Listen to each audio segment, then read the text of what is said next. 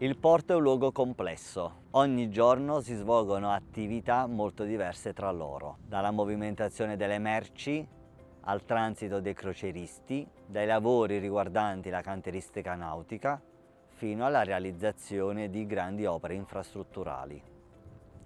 Per l'autorità di sistema portuale la sicurezza di chi lavora e opera in porto è priorità assoluta. In sinergia con la Capitaneria di Porto, con i Vigili del Fuoco, con l'ASL 118, all'interno del Comitato di Igiene e Sicurezza, sono state poste in essere tutta una serie di azioni mirate a garantire la safety. Tra le più significative c'è stata la creazione di schede di emergenza.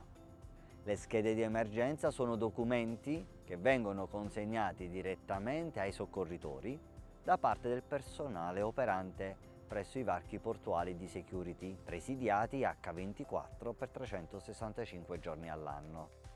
Le schede di emergenza contengono tutte le informazioni utili per garantire un intervento rapido ed efficace.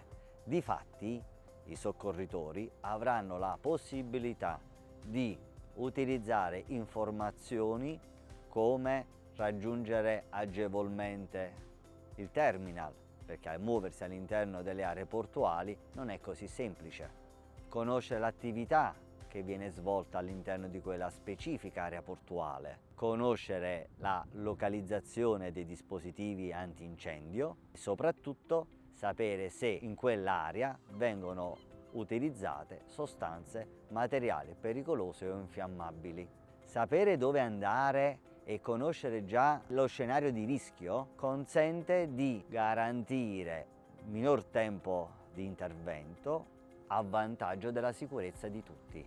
Le schede di emergenza sono una delle tante soluzioni adottate, ma la dinamicità, la complessità, che sono caratteristiche tipiche di un porto, ci impongono di volta in volta a trovare soluzioni nuove e mirate con l'obiettivo di preservare la sicurezza delle persone.